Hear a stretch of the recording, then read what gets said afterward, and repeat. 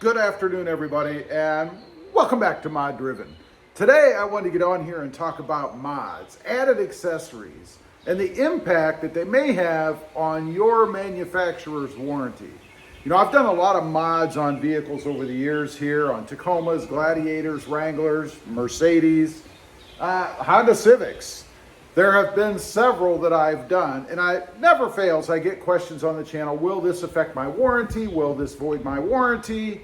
Well, it kind of depends. You know, I'm going to give you a couple of examples, things that I've done, one a long time ago that definitely would have affected the warranty, and then another that, you know, may or may not. It depends. The first one really was a huge fail for me.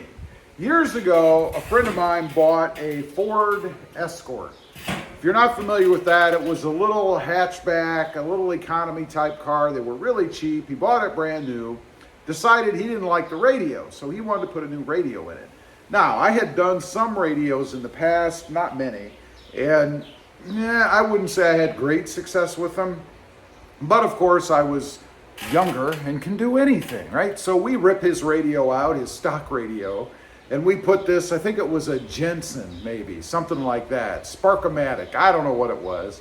But we put this radio in, had more features and things. We get it in the car, we turn the car on, and we hear this little kind of sizzly, crackly noise. And then we see smoke, and then pop. And of course, we panic right away, right? We're like, oh my God, what did we do? Did we just burn up all the wiring? Who knows?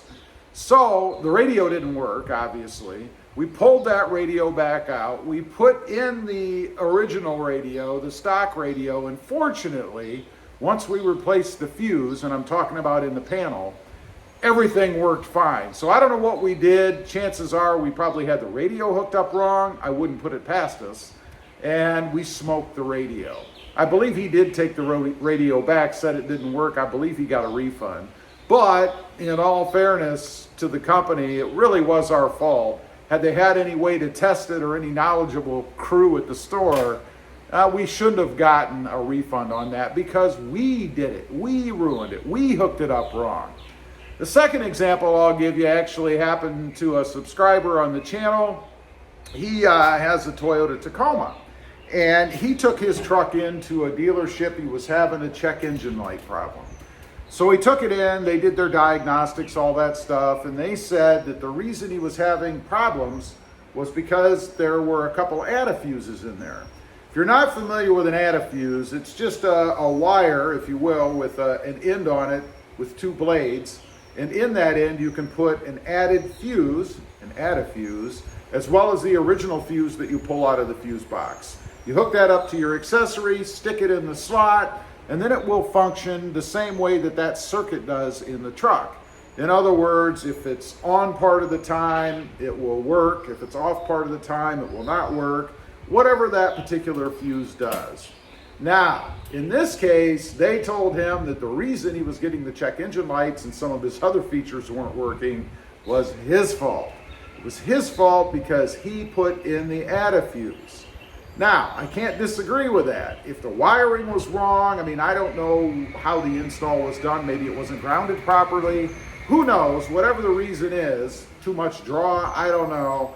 But he did put it in, and it was his fault, and it shouldn't have been covered under warranty.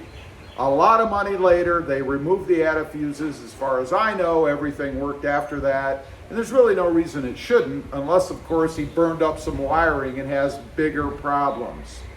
So, mods. Adding mods or aftermarket accessories to your vehicle, in this case, the Honda Civic, maybe the Toyota Tacoma, the Jeep Gladiator.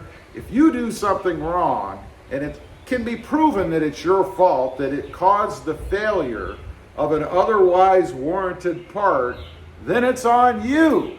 The dealership is going to charge you for it. And I think that's fair. I mean, if you get something that's set up a certain way and you're not supposed to do anything with it, and you do, you're accepting that risk. As soon as you get the tools out and start messing with things, you're changing that vehicle from what it was designed to be, right? Now, there is a warranty act out there to protect consumers.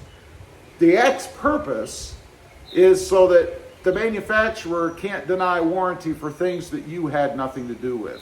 Let's say, for example, that you did go ahead and add a radio into your vehicle, and a couple of days later, your exhaust falls off. Now, without this act, they could say that you did a mod to your vehicle, the whole warranty is void, they're not going to cover it. Even though the muffler, falling off has nothing to do with the radio installation. And that's basically what this act says. It's the Magnuson-Moss Warranty Act. Now, I'm not an attorney, I'm not a lawyer, this is my interpretation of how this thing works. Basically, what it says is a manufacturer cannot void your warranty unless you do something that directly causes the failure of an otherwise warranted part. Another example I'll give you, let's say that you put new tires on your vehicle, or maybe you change the wheels out. That's even better, because tires are consumables. Wheels really aren't, or shouldn't be, unless you love to scrape those curbs. But let's say you put some aftermarket wheels on, and then a few days later your taillight quits working.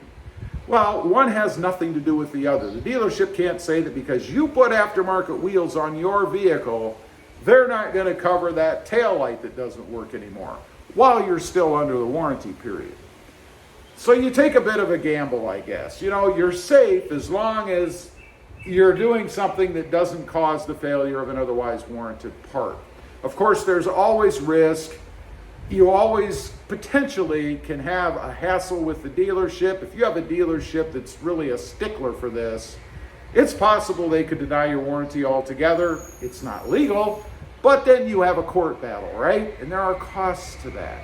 I love when I get comments on the channel or see comments on other people's videos that pertain to this, and they say, sue them, take them to court. Like that doesn't cost you anything. You have to have an attorney probably, there are court costs, your time, maybe missed work. It's not worth it, unless it's some major thing. Again, you put new wheels on your car, and the car catches on fire because of an unrelated electrical problem, burns completely up and is totaled.